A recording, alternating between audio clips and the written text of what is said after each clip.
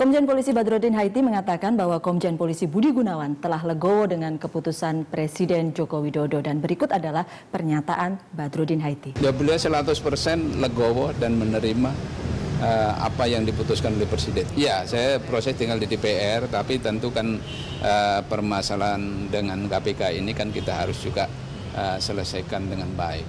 Ya, Pak Roni, selain pernyataan Pak Badrodin Haiti ini, saya punya pernyataan dari salah satu pengacaranya Pak BG, Egy Sujana, di sebuah media yang menyatakan bahwa nama Badrodin Haiti juga BG yang mengusulkan.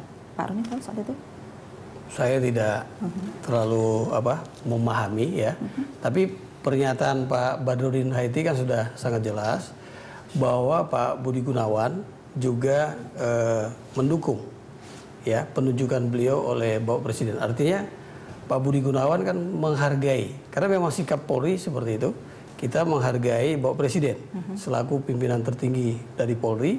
Ketika menetapkan seorang Kapolri, kita dukung sepenuhnya.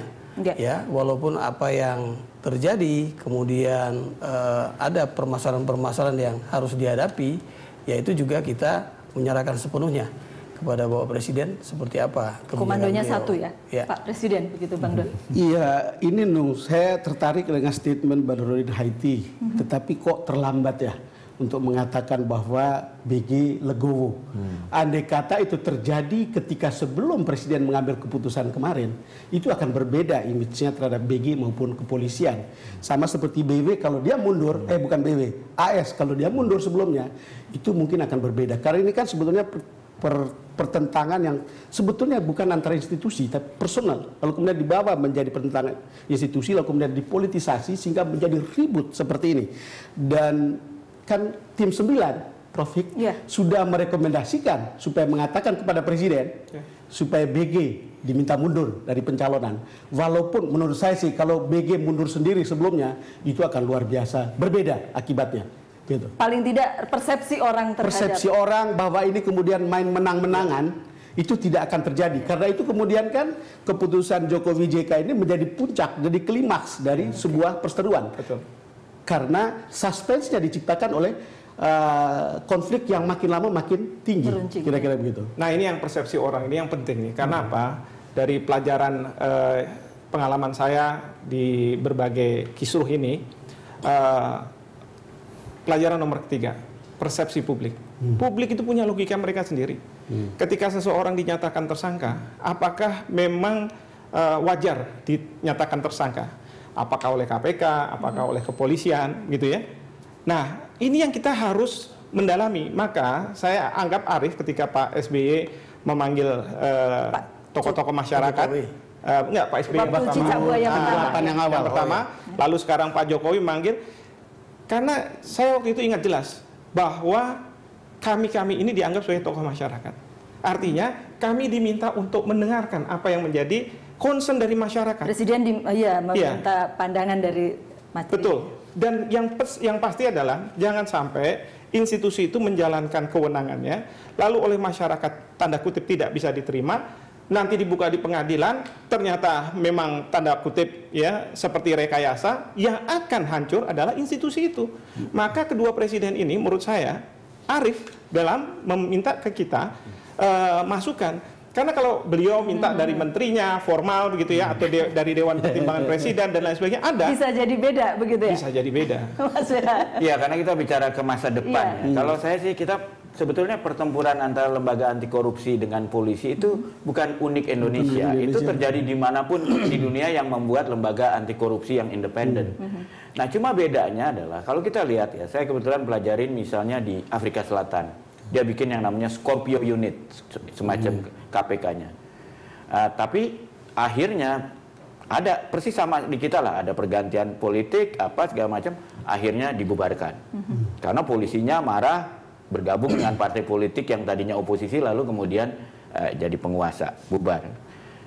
Lebih sedih lagi di Nigeria. Nigeria itu saya kenal teman saya namanya Ribadu, ketua KPK-nya itu. Dia berhasil mengembalikan uang lebih dari 2 miliar dolar uang Abacha. National hero sebetulnya. Kita bandingkan dengan di Hong Kong. Di Hong Kong juga terjadi bentrok. Bahkan kantor KPK-nya diserbu oleh ratusan polisi, digebukin, tembak-tembakan. Nah, tetapi yang beda kenapa KPK di Hong Kong survive? Gubernur jenderalnya ketika itu mengatakan, oke, ini kalau kita cari terus ke belakang, nggak ada ujungnya ini. Nggak akan ada habisnya. Jadi akhirnya dibikin satu sistem,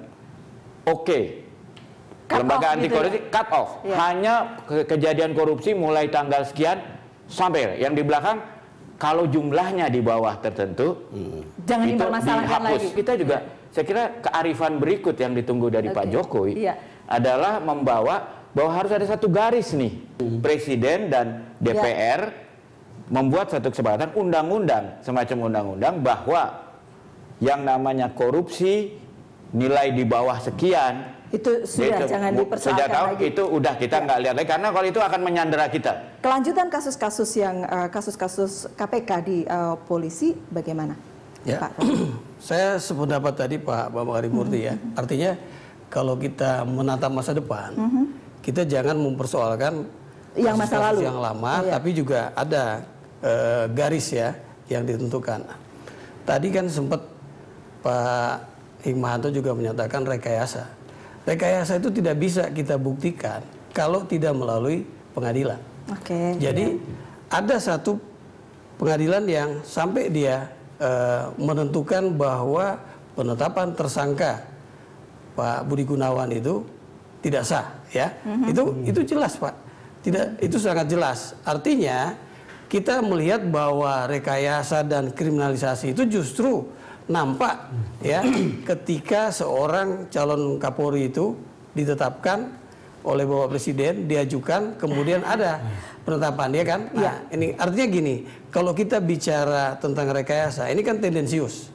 Nah, kalau bicara masa depan, ayo, mari kita bicara masa depan. Kalau kemudian Mas Bambang masih menunggu lagi statement Presiden kearifan, baru, kearifan Presiden, Bang. Harus Menurut ada mediator tampaknya. Kalau saya bukan soal mediatornya, bagi saya keputusan Presiden menjelaskan bahwa dia punya persepsi tentang keputusan pra-peradilan dan keputusan atau persetujuan DPR itu sebagai sesuatu yang tidak sejalan dengan apa yang mungkin disebut sebagai kearifan sebagai seorang presiden. Makanya saya bilang itu macan kertas.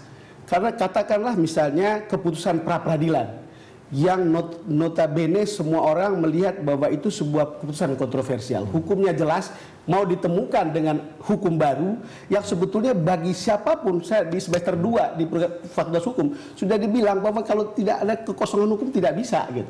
Ini kekosongan apa gitu? Dan itu sikap Mabes Polri sikap Mabes Polri kemudian ini kan ceritanya kemudian menjadi, menurut saya, di backmind seorang presiden mengatakan saya tidak percaya pada keputusan ini, dan akhirnya alasannya adalah perbedaan pendapat di masyarakat. Artinya kembali ke masyarakat. Itu kira-kira penjelasannya kenapa kemudian argumennya seperti itu. Tapi itu pun juga bisa diterima oleh pihak kepolisian, bukan begitu Pak Roni?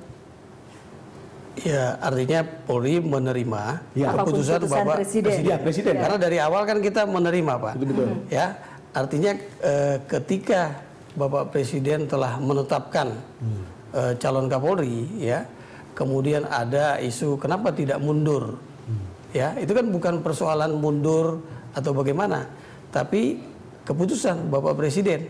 Makanya kita ikuti. Ketika Bapak Presiden juga tidak jadi melantik, kita juga setuju. Ketika Bapak Presiden juga menunjuk calon Kapolri yang baru, kita juga setuju, ya kan? Seperti itu. Tapi faktor masyarakat menurut saya sangat penting ya. Karena kalau kita lihat tadi keputusan Bapak Presiden, alasan tidak melantik itu karena menurut beliau loh ya, ada perbedaan pendapat di masyarakat. Jadi sekarang ini di alam demokrasi di mana media juga punya peran, itu nggak bisa kita abaikan suara dari rakyat, suara dari media. Yang kedua, ketika sekarang didorong ke pra-peradilan, kan masyarakat juga bertanya juga, apa benar ini putusannya dan lain sebagainya. Itu yang maksud saya, kalau kita dorong, itu yang kita khawatirkan justru akan backfire terhadap institusi-institusi hukum yang ada. Itu yang jadi masalah. Tapi pendek saja boleh Pak Roni Sompi, sudah dibuat putusan oleh Presiden, tidak jadi melantik Pak BG, kemudian Pak Badrodin akan jadi calon Kapolri, kemudian di KPK sudah ada pimpinan KPK baru, di Polri pembahasannya seperti apa?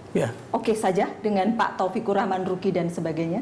Kalau kita melihat pernyataan Mas Bambang tadi, tidak terlalu harmonis tapi juga tidak terlalu buruk.